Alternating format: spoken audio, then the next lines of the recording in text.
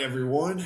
It is Thursday, April 16th. Happy post-tax day. I am here joined with Tim Fitzpatrick as we are season 3, episode 7 of Stride Live, escaping founder-led sales and marketing. And I am coming live from New York City. Shout out to Alternative Payments. Thank you for the offices. I'm sure Baxter's around there somewhere. He might pop in.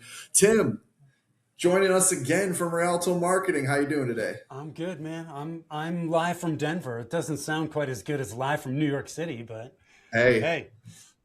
It's Saturday night. No, it's not. It's Thursday afternoon. I always just wanted to say that. But hey, I love Denver too, one of my favorite places. But today we are talking about escaping founder-led sales and marketing. This is a topic that I hear all the time in the M&A circles. Hey, building that second layer of leadership, a true organic growth engine. And also from the organic growth community, the MSPs, the agencies, the professional service businesses, as things have constricted in our environment, our economy, everyone's pouring their effort and energy once again into our favorite topic, sales and marketing, but many don't. What we're here to discuss today really are a couple things, but first and foremost is how do you escape that trap that so many MSP owners, digital agency owners, and such face of saying, all sales run through me, stop between me. And if I'm not selling, the company's not growing. Tim is going to help educate us today on how to get through that. And we're going to have a good conversation, anecdotes, real world experiences. Tim, first and foremost, when we talk about escaping the true owner and founder led sales and marketing, what is the core first step? What is that first biggest mistake that they run into where they say, hey, I'm going to invest in sales and marketing, Tim. I'd love to work with you. Here's what I'm going to do. What's that first mistake that they start with? Where should they not start? Yeah. Let's talk about what not to do first, because a lot of MSPs fall into this. It is very easy to fall into because as business owners, we're very action oriented, right? We want to jump in and just get stuff done. And so what typically ends up happening is, hey, I need to get out of sales or I need to get out of marketing. That first instinct is I need to hire somebody. I need to hire somebody for execution. But when you hire somebody for execution before you actually have clarity on what needs to be done and why, you have things out of sequence. And so I see this all the time. I'm feeling stuck as an owner. I'm burned out. I got to get out of this. I'm a bottleneck, so I'm going to hire a salesperson. I'm going to hire a marketing coordinator or a manager, or, hey, let me just hire an agency and they'll take all the marketing off my plate. But when you do that and you haven't defined who your ideal clients are, right? Who are those people that you serve best? What's the problem they have and don't want? And what are the results they want and don't have that you can help them with? Got to know that, right? If you don't have clear positioning as to why you are the logical choice, if you don't have a core messaging playbook, right? Messaging that is consistent from marketing to sales through customer service, right? You're putting the cart before the horse. A lot of MSPs I talk to don't have a sales process. You can't hire a salesperson if you don't have a defined sales process. Right. It's like throwing somebody in the middle of the ocean without a life preserver. Right. Absolutely. I see a lot of people that they don't have a plan. They're hiring, they're taking action, but they don't have a plan that just defines, hey, what are we doing and why are we doing it? Yeah. And so those are the most common things that have to be in place before you jump in and hire for execution. So what does good look like? Well, good looks like you have these things identified, right? So that you can then provide these hires with the tools that they're going to need to be successful. Yep. And so that you can set proper expectations. Yeah. Right? I think you mentioned about the cart before the horse. So many MSP owners do this where you've been doing it for, let's say, 10, 15, 20 years. It's the back of the hand. You don't even need to think about what you're doing. But if you don't put that into a system, meaning, hey, this is, as you mentioned, I think this is the critical point. it's not just about the messaging and sales. It's, does that match to onboarding? Does that match to operations? Does that match to client experience? And does that match within processes? Because at Stride, one of the biggest issues where I can say, hey, I understand and I know you have a broken sales process before even talking to any sales professionals, is saying, how does it work going from a quote to a proposal, to a signed proposal, to an invoice, and how fast does that go? Do you collect automated payment information? Are you collecting information? Do you have a transfer of sales information and operations? Are you using your service desk? Are you using the sales order in ConnectWise or Halo or what the case is? Are you building that function, meaning, hey, I have a well-oiled machine where we have three major functions. We have our actual sales function, we have our client services and delivery, and then we also have operations, the accounting, the back end, the efficiency, and so on. And more often than not, if it's broken there, you haven't spent enough of the time in the head part of that process. And I think what you mentioned too is giving this person, how do you set expectations for sales if you haven't defined the rules of the game or built that playbook to say, hey, if I were to bring someone here, I'd say, how can I standardize Casey Seaborn? How can I standardize myself? And what are the things that I do? And where can I offload? Because that's where I see is, hey, I want to invest in the sales professional. They start really strong. Oh, they're in every meeting. We talk about clients. 2 weeks go on. They put them out on their own. And it's like the best of the best hunters without direction or told, hey, here's what we're really hunting. It's going to be hard for them to come back with the right kill, metaphorically. Yes. So Yes. that's a big portion. That's a big problem. Yeah. Yeah. Well, to go back to the example you just gave, are we hunting deer? Are we hunting elk? Yeah. Turkey, pheasant? Like, what is it? Because Yep. where you go to hunt different animals may be different, right? The approaches may be different. And so when you can give a salesperson or a marketing person a clear idea of, hey, these are the ideal clients that we want to attract. Here's what they look like. Here's what they're thinking, the challenges that they have, the results that they want from this. It becomes much simpler, not easy because it's still work, but it becomes much simpler to then start to identify what do we need to do to get in front of these people. Yeah. Right. And so it's, look, you and I connected because we both serve MSPs. Like when I decided to focus on MSPs and other, IT related companies, one of the first things I started doing was reaching out to folks like you that were already working with MSPs. True story, folks. Cold outreach. I remember literally Tim reached out to me on a cold message and we met about a year ago and it's been great. We've shared, references, referrals. He's built a great group. And I think that's where so many are afraid, but it's like, identify your competitive niche. What is your competitive advantage? And if you could say, for instance, no, I'm an MSP and we work really well with that mid-sized 20 to 50 person manufacturing and high Internet of Thing, touch point, physically connected businesses.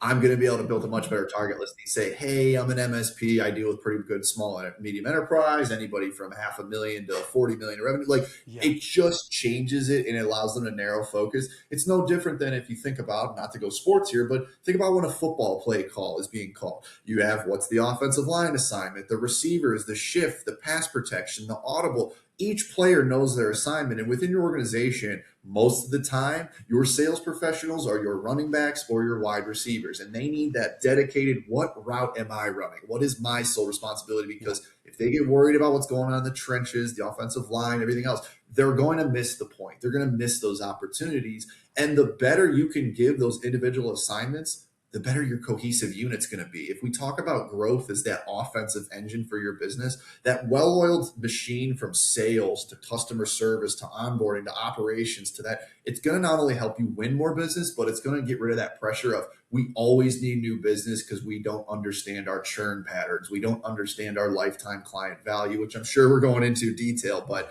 I think it really starts with that ICP, that ideal client profile. Who are you targeting? Who do you want to work with? What do you do better? We did have a topic last time. We talked about 5 differentiators for MSPs in marketing. So check that episode out. I think that was late last year, October, September, somewhere around there. Sounds about right. Something. But I would take a look at that. And I really think that's a big point. Now, strategy comes first. We said, okay, Tim, you're right. I want to build my marketing. I'm going to invest $5,000 to $6,000 a month. This includes potentially adding a salary or a commission-based professional. Let's call it maybe 8 or 9 grand a month all in with some tools and tech. What's that next stage? How do they go from, all right, I know I need a strategy. How do they define that? Where does that start? How do you bring that into that process for them? Yeah. So when I look at strategy, we kind of already started to touch on this a little bit, Casey, Yeah. where it's when I look at strategy, I look at who are your ideal clients, who are you targeting? From there, you can start to look at your messaging. Mm-hmm. And then the third component of that is what are your services and your offers look like? Are those in alignment with those people that you want to work with? Is it solving the problems that they have? Is it helping them get the outcomes they want? Is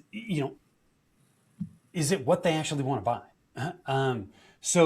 But everything is driven from your ideal clients. So if you don't know who your ideal clients are, everything downstream is out of alignment. It's out of whack. It is not going to work. So, it's a lot of MSPs that I talk to think that they have a lead gen problem. Yeah. I have a top of funnel problem. I'm not generating enough leads. That's my problem. Classic. But that is a symptom. It is not the root cause. The root cause is that there are gaps or things out of alignment within the engine itself. Yep. And oftentimes I always go back to target market and your ideal clients first, because that's where everything flows from. So, you and I aren't the only people that talk about this.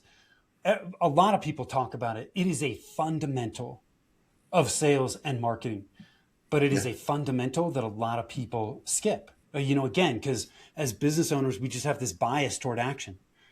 If I'm not taking action, I'm not building momentum. I'm not getting where I want to go.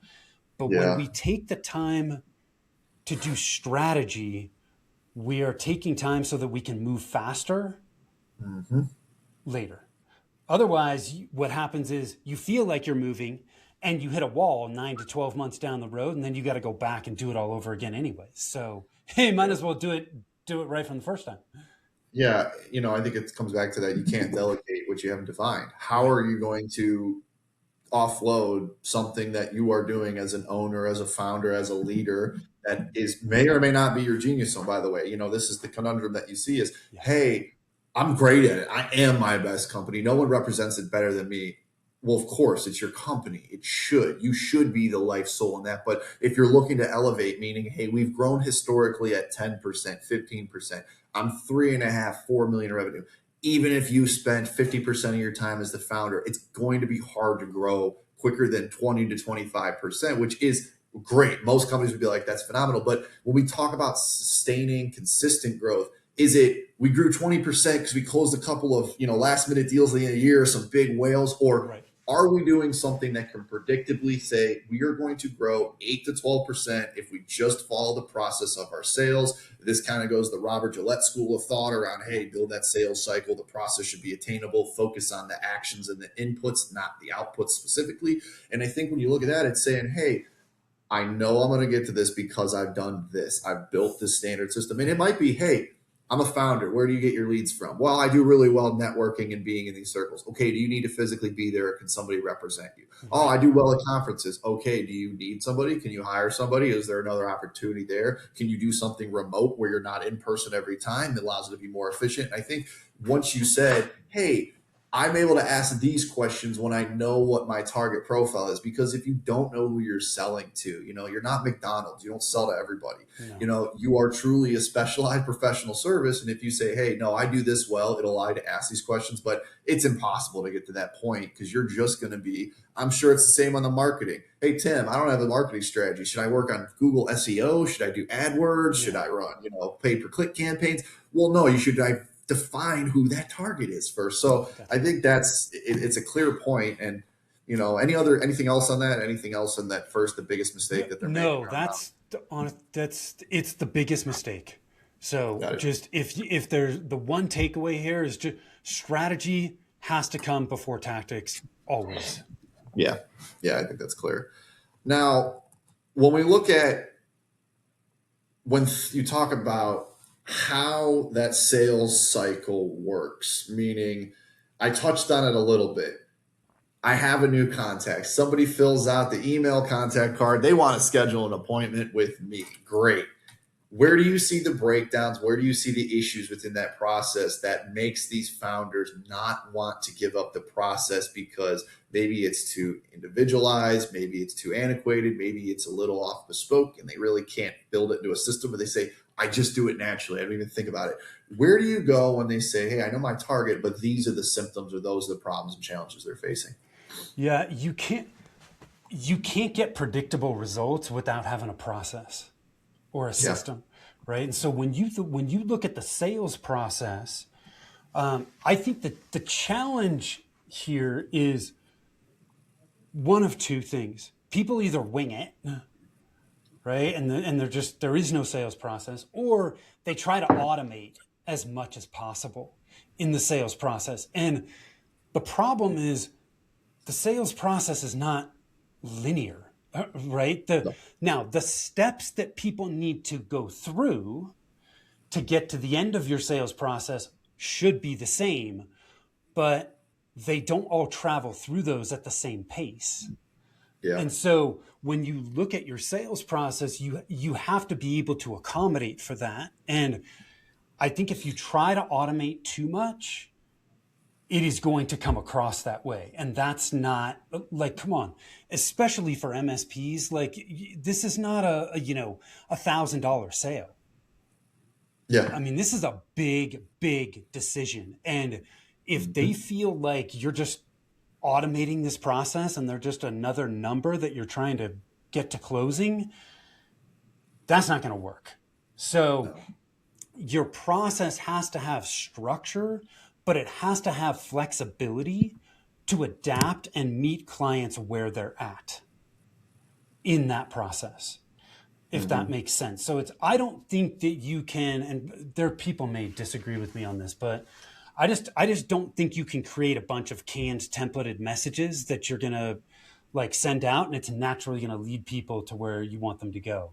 You have to look No. at each individual situation and go, okay, what's the next step I need to do to get them to the next step in the process, or try and lead them, right? You can't force people to do anything, Yeah. right? So you got to have a process, but the process has to have flexibility in it to meet people where they are, because the sales process is not linear.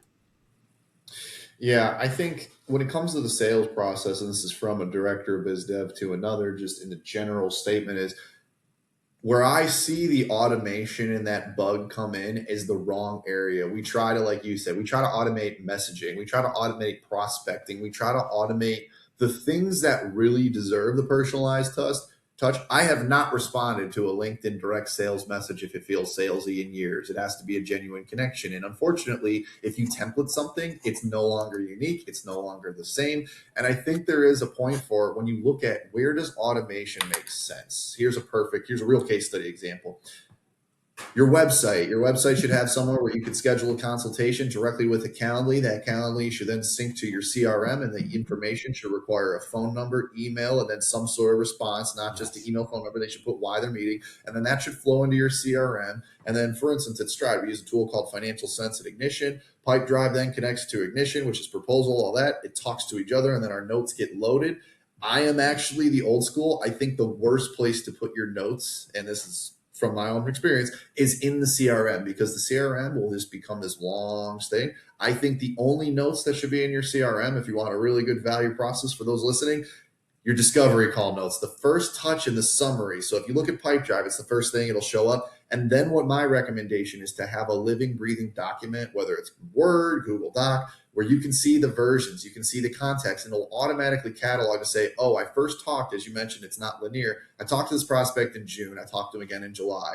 Yeah. Actually, we've then now signed them as a client in October. And what I do is if that client re-enters that cycle within the first 3 months, meaning you're doing an upsell or additional solution, they're still implementing, they're building new processes, I'm able to then just go right to those notes and it's on the same thing, but you can create a new lead. and have that email and that documentation. So instead of you having to go into each file in your pipe drive, in your CRM, it will show all in the same documentation. And 9 times out of 10, your sales professional is going to want to go into a document and type their notes and compare it with their AI translator. And that's where you should be using automation, not in the direct to consumer outreach. It should really be on the back end. The things that you don't need to do that build a better CRM, that you shouldn't be spending your time. Because if I were to go in and do this all manually, it would take hours daily.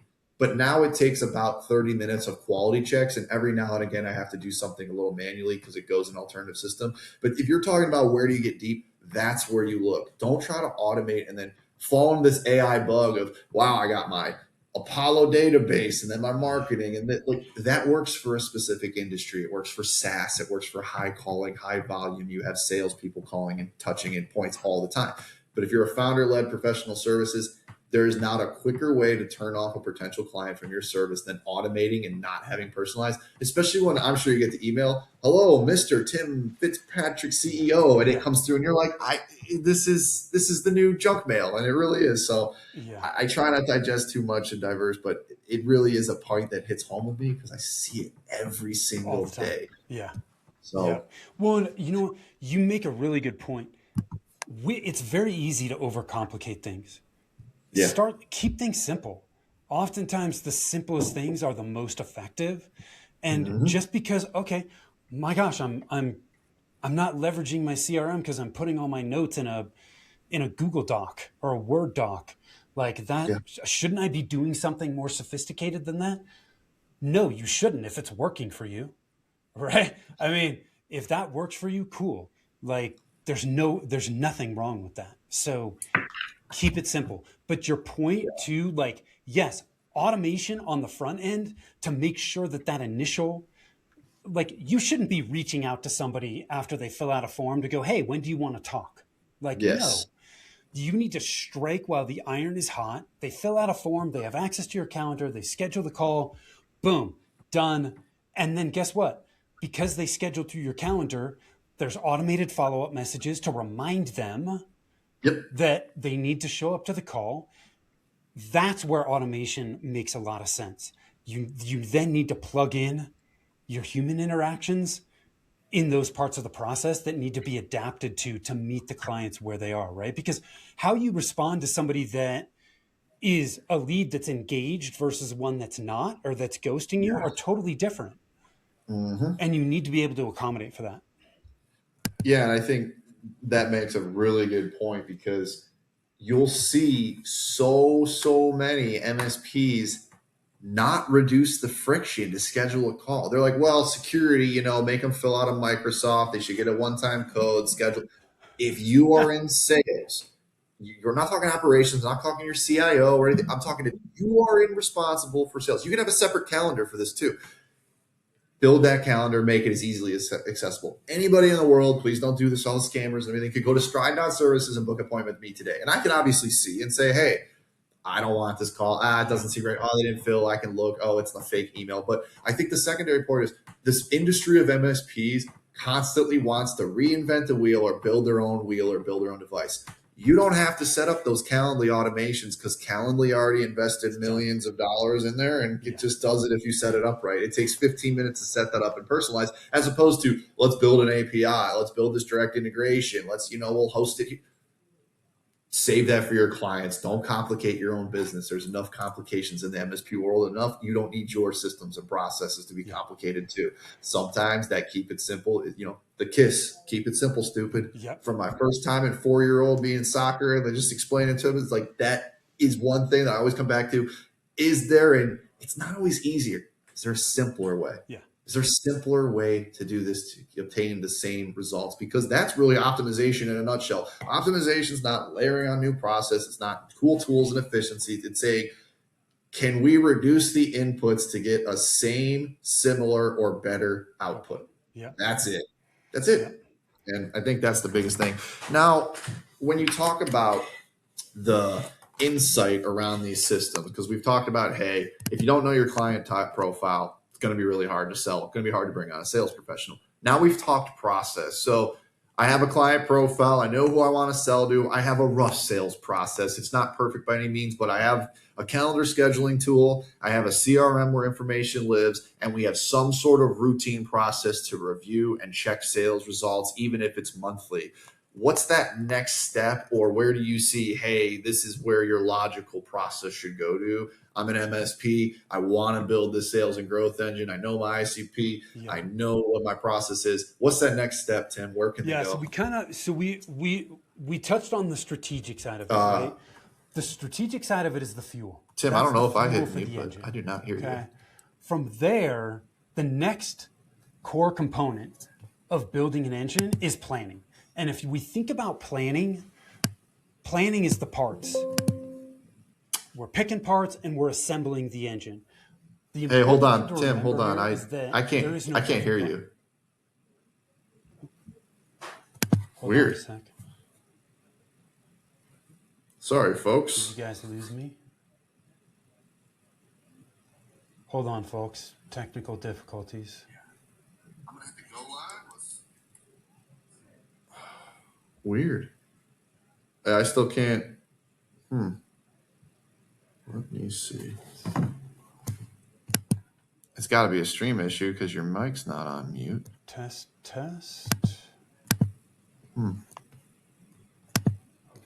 If anybody's in the comments, can you still hear? Tim, do we have audio? Doesn't look like it.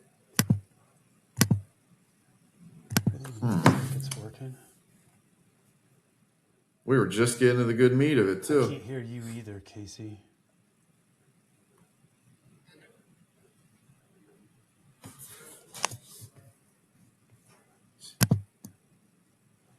Yeah, it says it should be.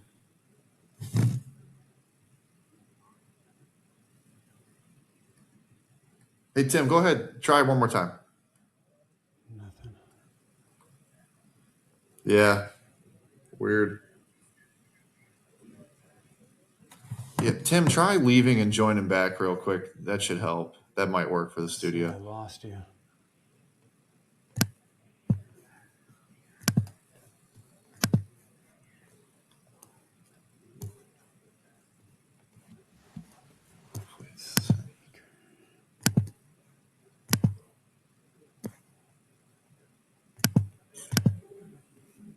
Yeah, because it shows your system's all good on my end. Sound and everything.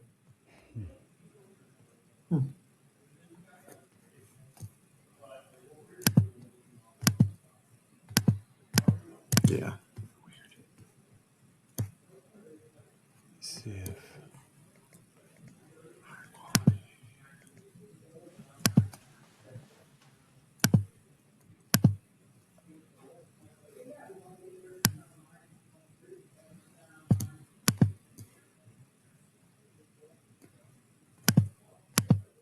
All right, try now.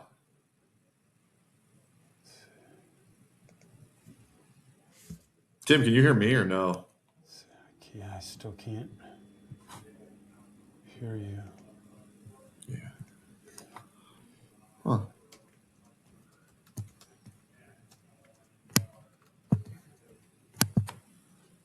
I just have to restart.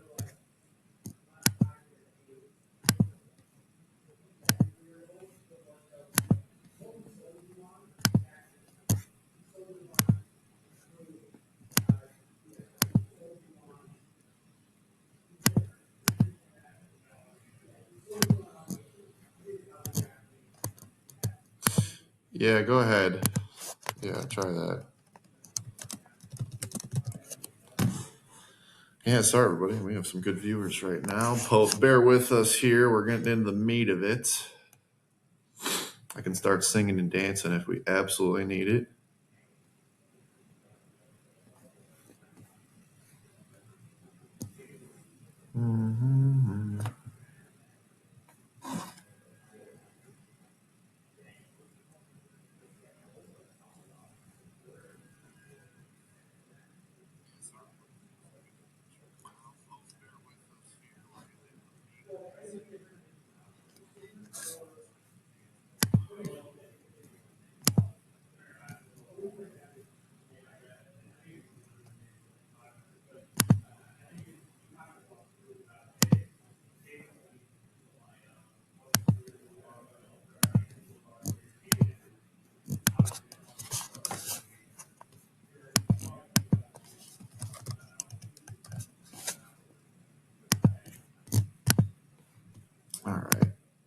Hopefully this works. Can you hear me? Nothing? Anything? Oh, Tim, it says you have another tab with Riverside open, so maybe close the other tab. Hold on.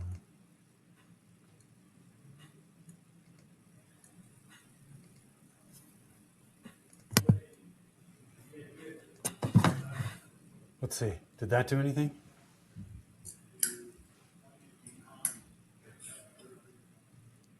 Yeah, maybe take the headphones out and put them back in. I'm not sure.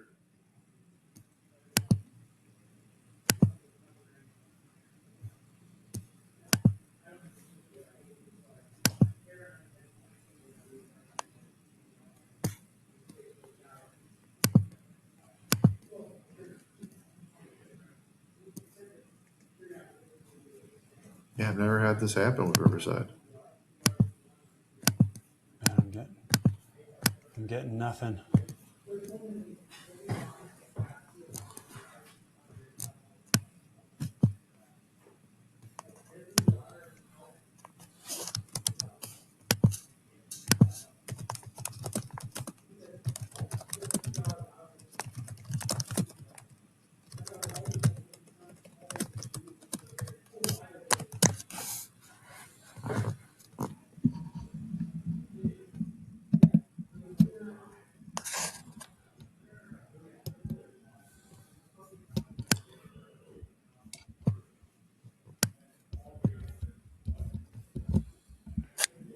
Yeah, nothing. Can you hear me? Nothing. That's wild. I really don't want to end it because if I had to end the stream, Can you hear me? I'd have to redo it. No? No, I don't hear anything. Sorry. No. Dang.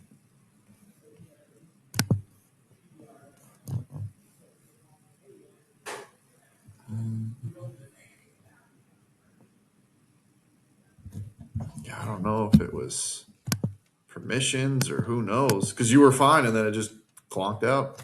Okay. Hold on. Can you hear me? I got you. Yes, I got you now. Dude, that's so strange, man. I've never had that happen too. Weird. That is super weird. Yeah, let me. Let's see. Keep talking to me again.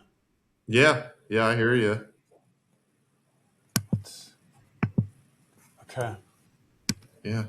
That's all weird. right. Well, that's all right. We'll jump back in. We only lost a few. Thank you for those for your patience and staying with us there. Oh man, that's nuts. I was about to start singing and dancing. So we were talking about core components of the growth engine. We've talked about, hey, I have process, I have my ideal client profile, but really, I don't know what I need to build a good growth engine. I have some fundamentals. That's great. But where does that next? How do I build in strategy, planning, the embedding it of leadership, getting that buy-in? Tim, what's that next step? Yeah, so we were talking about planning, right? So we're picking the parts, assembling the engine. So with planning, we're looking at, how are you going to generate leads? What are the channels and tactics you're going to leverage? We touched on lead conversion a bit, right? But when you look at lead conversion, you have to have a sales process, but then you also have to have a nurturing process because most of the people that you talk to are not going to be ready to buy. So unless you have some type of process to nurture that relationship, those people are going to forget about you. But when they actually fall into, hey, I have a problem and I need an MSP to solve it. Yeah. So you have to have that. And then you also have to look at your retention and your referral systems. Most MSPs are doing retention and referrals passively. And we want to look at that in a more proactive fashion to generate better and more consistent results from it. The other thing from a planning standpoint is I always recommend people look at planning in 90-day sprints. Yes. It keeps things simple, eliminates complexity, but 90 days is long enough to start seeing traction. But it's short enough where you can adjust and make course corrections every 90 days. Like if you put together a year-long plan, stuff changes in the first 90 days anyways. So why take the time to do that? 90-day sprints, wash, rinse, repeat. So, because without planning, what ends up happening is you just get a bunch of activity and there's no progress, right? People Yeah. feel busy because they're doing a bunch of stuff, but they're not really being productive. They're not generating results. Yeah. Yeah. And I think there's a component where people think about, okay, if you look at that 3 piece, you have strategy, that's kind of the fuel. This is what's going to get us there. We know how to get there. Planning is the parts. There's no perfect plan. It's just whatever parts get the machine ready to go. And then you have that kind of that 3rd piece, which is your leadership, which without that buy-in, I think this is where, okay, I built a sales program. I built this system. We had good traction. This first 90 days, the 2 sprints went well, but now sales isn't really a thought. I'm not getting referrals. I'm not getting upsells. I'm not finding existing client base with new opportunities. Typically, leadership is not staying bought in because leadership has a lot of priorities. Leadership's watching over everything. But I think this is, like you mentioned, making those bite-sized 90-day chunks, it does 2 things. It makes it short enough where it's most likely to be attainable, but it also gives just enough time where life happens. Oh, you have a downtime. You find yourself off course for 2 or 3 weeks. You can still have enough time to make it happen. Obviously, don't wait. We're 60 days in of our 90-day plan and getting started. Well, you probably got to just do whatever you need to there. And you probably have an issue where you're building too big of a plan. But I would say is making sure you have that balance of, hey, who owns this? Who's the key stakeholder? We're big fans of the EOS, the level 10 framework, your big rocks, and who owns what. And I think that just makes it a little bit easier because I just want to focus on my area where I own, but I need to be aware of the others. And I think building a purpose-driven leadership meeting is, if you find that you're not having that, we really don't have a focus on sales with leadership, we're not upselling clients, we have some issues. Maybe it's the plan of how your meetings go, but we want to keep this very sales focused. It's probably that buy-in and, hey, do we all understand the same goal? If you asked all 10 people in your company, 20 people in your company and said, who are we selling to? What's our main objective and what are we trying to achieve? Is it the same answer? Is it consistently the same across most people? Or are you getting 20 different answers? That's going to usually, once again, help the symptoms define what is actually the root cause of the issue of your sales engine. Yeah. So, yeah, you've got to have, the way I think about leadership is it's the mechanic for the engine. Somebody's got to maintain and optimize the engine, and so as a leader, it's not just putting the plan together and making sure that the plan gets implemented and executed. It's also making sure that you are there for the people that are on your team, to support them, to coach them, to hold them accountable, because they're going to hit roadblocks and they're going to need that support. The other thing, and this happens all the time, is without leadership, it is very easy for sales and marketing to become silos where they're not working together. They're not working in tandem, and they really should. They should not be silos. Marketing is doing things that impact sales, and sales is doing things that really marketing needs that information to do a great job for sales, right? Marketing's on the front end, building that awareness, building that know, like, trust, so that when people are ready to raise their hand and say, hey, I need help, it can then go to sales. You can't treat those as silos. And if there's a lack of leadership, oftentimes those things end up being siloed, which is not good. Yeah, it's interesting when you think about that too, because you wouldn't naturally think marketing and sales siloing. You could see, sales and growth siloing from operations or client service and so on. That happens naturally. But once again, it's embed leadership. All owners and department heads should at least have some bearing of others. But I think you mentioned a good point is, if you are that, hey, I'm just sales or I'm just marketing, most small companies are going to kind of have a blend of each. And that's where it's you probably have an external person. You probably have some sort of resource, a strategist. You might have an SEO. It might not always be an internal person who owns this. So making sure you have that vested interest, like, don't be a business owner who works with a marketing strategist, but your sales guy or sales professional who's leading that is never involved in that. Right. Because they're getting all that critical information. I can't tell you all the marketing information that marketing's like, how do we get this information? If you have a great sales professional who's prospecting, asking great questions, talking 20% of the time, listening 80% of the time, they're going to find things for you to market towards. Yes. This is something I look for all the time. Over the last 6 months, I've seen so much more in the MSP space around M&A, sales, second layer leadership. That's why we literally have this today. This is kind of, hey, let's be with that third person. This Stride Live is because it builds a nice avenue. It is a partner referral channel. It builds valuable content. It builds authority in the space. I bring on subject matter experts to build credibility in what Stride and who we're working with. And this all does work for me automated on the back end. Now, it took a lot of time to build the Stride process. Stride Live, it took probably about 50 to 60 hours of combined investment and then a couple reiterations. But now that system takes me, I join on this episode. I do about 20 minutes of prep work the day of. I do another 20 minutes after the show, and about when I meet with the guests, usually one call for 15 to 20 minutes. So 2 hours of total input from me as a senior leader of the business is able to build a marketing machine that generates content, leads, referrals, and partnerships. That's where you're able to find and say, oh, this is a process that works. Here's something I can actually do. It is repeatable. It's process oriented. But as you mentioned in the very first thing, you have to know who you're messaging to and put that time and investment in, because this is something that you build a plan, you don't follow through and stay on top of it, have that mechanic working on that system, it's going to fall apart. It is going to fall apart. Yeah. Don't think of this machine as some perfected. This is a 1920s tractor that needs a little bit of love and attention, but it will run and plow the field all day long if you take care of it. So I think that's really, one of the biggest things. And I really think this will go to our last point. I know this has been a long episode. Thank you, everybody who's stayed here. All 6 viewers who have stayed on the whole time. Shout out to all of you. I want to talk about this because this is the chicken and the egg. You know where I'm going with this. What comes first, sales or marketing? Yes. Where do I invest, Tim? Sales or marketing? So no surprise here that when you come back to it, the real answer is that strategy needs to come first, period. Yeah. Okay. Yeah. From there, it's really a matter of, and here's a way to think about it, right? Sales feeds today, right? You're closing sales, it's generating immediate revenue. It also can provide early validation if you're in the early stages of starting your MSP, but marketing is building tomorrow. Like if you don't have marketing building awareness and getting in front of demand on the front end, your sales are going to struggle, right? So again, that's why they need to go hand in hand. But once you understand that, then it's really a matter of where are you in your business cycle, right? So an early stage MSP, you're just getting started, you really need to lean into sales and business development.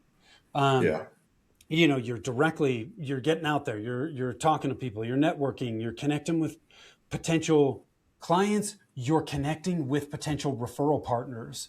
You're having conversations, because early on, you don't know what you don't know. You don't have enough experience and data to pull from to make really good decisions. So you have to start having these conversations, and the more conversations you have, the more clarity you get. You touched on this, Casey, when you've got a salesperson having conversations, it's like, hey, what are you hearing? What's happening? Yeah. What are you saying that they're responding well to? What are you saying that's not landing? All of that information is super helpful from a sales and a marketing perspective. But early on, you just need to generate revenue. So you need to get out there on the sales side of things. Don't skip strategy. But at this point, if you jump into marketing, oftentimes you don't have enough data to really create a strong message. And a lot of times you're not super clear on who you may hone in and target. And so you're creating a bunch of noise. Yeah. And this is where it'll inevitably come. But Tim, I need a website. I need to put something on there. I need visibility. I need LinkedIn. And I think sometimes humility, sometimes transparency. Hey, Casey Seaborn, I just started an MSP. I'm located in Long Island. I would love to serve. Here's where I come from. Here's my experience. That's your website. Yeah. Build a one-page click-through. Use one of the 900 tools to build a one-page click-through funnel website first before you build. Even Stride, we've been around for 20 years, and last year and the 2 years, we've simplified our website. We got rid of 80% that's on there because, one, it was not of service to us. Two, it added confusion. But really the biggest thing was to optimize for search engine, ask engine optimization. You have to be very specific, and you need quantitative quality content. It can't just be, we have this large quantity, a bunch of stuff, it's AI. No, it needs to be quality. It needs to be calm. It needs to be authentic, because guess what? The people who are making all these AI tools are also doing a lot of ask engine. If they see it's a bunch of AI gobbledygook, they don't prioritize it over, I have quotes, I have this, I have experiences, data, backlinks, and so on.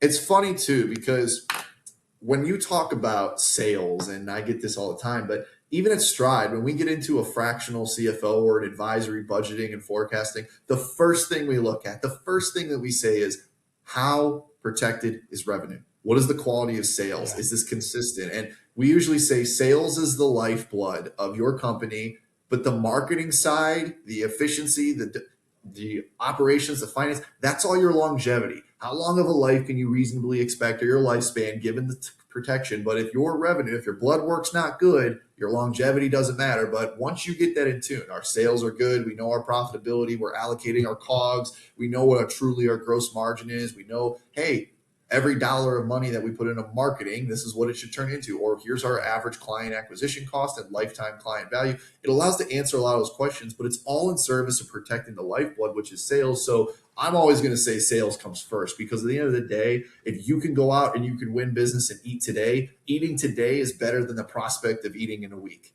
But you want to make it a lot less stressful and feeling like, I'm making payroll, I need these sales, or we have targets and I want to get this growth.